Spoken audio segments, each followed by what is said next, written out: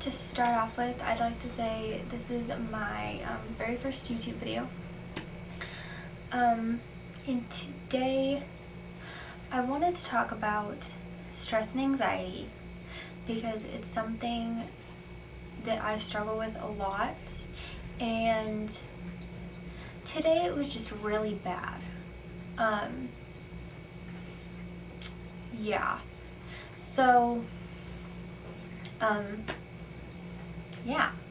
first, I'd like to say stress is definitely a huge trigger for my anxiety, which I think it is for a lot of people too. My anxiety, it's not, oh, I'm just really anxious about a certain situation.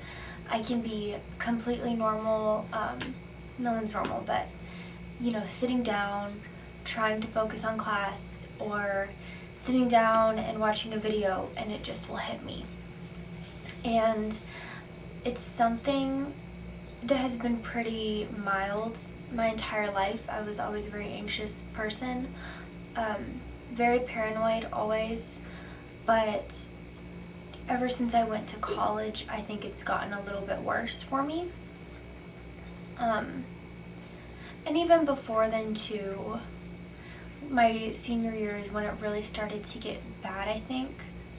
And it's been a really, I don't want to say scary thing, but it's just been something that I've had to learn how to adapt my life to, and I've had to be more self-aware of things around me, if that makes sense. But some of my stressors, I guess you would say, is change is a big one. I think it's pretty common among people too. When I change settings, or my senior years when my life everything kind of changed, and it felt like the life that I was living was completely different, even from day to day, than what I was doing before. And that created a lot of stress and tension, and it made me a very anxious person because I never knew what to expect. And because of that, I became very controlling, and every aspect of my life I had to know exactly what was going to happen, which has carried on into my college life, which affects my sleep, my eating patterns, affects how I used to cope with my anxiety, affects how I interact with people. It affects a lot of different things. And all throughout my life, the females in my family, I have a very female-dominated family, and all of them have very bad anxiety. They get very defensive, and I think that I've learned those mechanisms from them. But because I'm, gosh, what generation are we on? I'm the 4th generation of this cycle. I think that I've learned a lot of things, and I've learned a lot about when those tendencies do come up, and when that feeling does come up in me, what it is. And I think that's a big part of it too, is recognizing this feeling of, it's almost like a block in me, like something just sat on me, and I can't breathe, and I can't think, and nothing's gonna calm me down, and I feel like I'm gonna pass out, and it's just every emotion you can possibly think just building up inside of you until you feel like your heart is just gonna collapse. And luckily for me, I haven't had a huge anxiety attack, but I've definitely been on the brink of many daily, and it's just not a fun experience to go through. Forgot where I was even going with that, but I guess that's what this entire video is me just rambling about it, because I was sitting in class today and I just got so scared it's almost like an out-of-body experience for me. I can't comprehend things. I'm very jittery. I don't even know how to explain it. If you have anxiety, or you're a very paranoid person, or you're an overthinker, or you're stressed out, I think you know what I'm talking about when I say it's indescribable. I stress out about everything, and I don't think it's about the thing that I'm stressing out about necessarily that causes me to feel this way. I think it's the overall picture. Everything's changing. I have to be forced to figure things out. And that's another thing, is that I'm 19 years old. I just turned 19 a couple months ago, and I felt like from the time that I was 18 years old, it was like that day. You just were expected to know so much. And I think that's pretty normal. At least in America. I can't speak for other countries because I don't know what that's like, or the school system, or the pressure parents put on you, but I noticed in a lot of American households that's how it is. You turn 18 and you are expected to know where you want to go to college, have an idea of what you want to do with your life, figure out some sort of way to make money. If you don't have any saved, then you have to figure out how to build that up for yourself.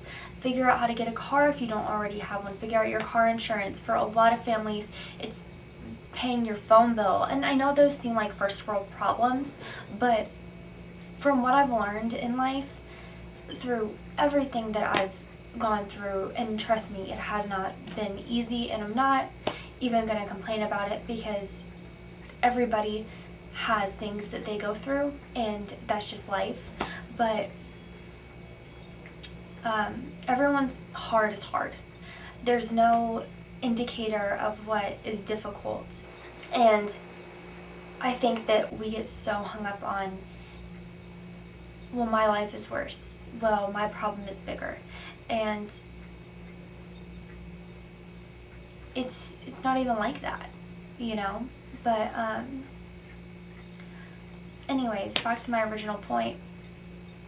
When I turned 18, everything changed. I didn't have to figure out as much as I feel like a lot of other people do, but there were things that I put on myself that I felt like I had to do, you know?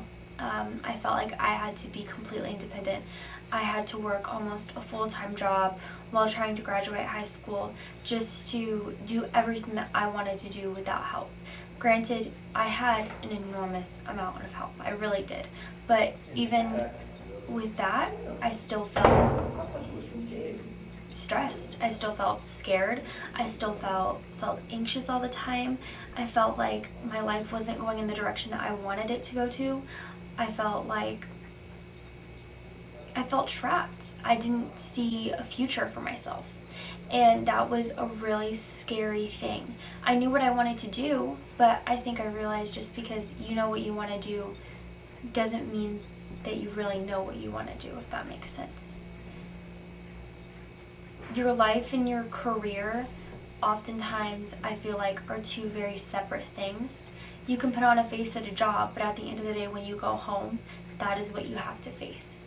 And I think we've gotten really good at going to your job and pretending like everything's okay and not having to face whatever it is.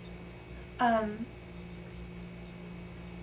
that was a problem for me, and I took it to a whole nother level, and to a certain extent I feel like I still do. And when I crumble, and when I break, I fall into pieces. And it's still something I'm learning day by day, but I think it's something that we all go through. And if we don't have that support within ourselves, with people around us, then God help us, I guess, because it's hard. It's really hard. I never thought of myself as a suicidal person. I never thought of myself as a depressed person, but this past year and a half, I've gotten real close, and that's probably the scariest thing of all. As for my stress and how it affects my anxiety, it's gotten a lot worse. I know what I need to do to fix it. It's just doing it. That's the hard part. And it makes you feel like a really shitty person because you know your solution and you're not doing it. And I tend to wonder, why am I like this? Why don't I just face it and do it and get it over with? And to be honest with you, the answer is I'm tired all the time. I'm tired of my life sometimes. I'm tired of this habit that I'm almost going through. I'm tired of waking up every day and falling into a routine, which is contradictory because when I don't have a routine, I go crazy, but when I do, I go even crazier. I need to find a happy medium, but at the same time, it's so hard in this portion of your life because everything is expected to be so organized and so structured, and you're supposed to know everything, it feels like, when in all reality, I feel like I know nothing. But yeah, I'm still figuring it out though, and I think it'll change. I hope it'll change. As for my stress, that's never gonna change, but I've started doing lists, which have helped a lot. There's different coping mechanisms that we all go through, and I think that people just are expected to stay with one when in all reality it doesn't work like that. For me, it doesn't anyway.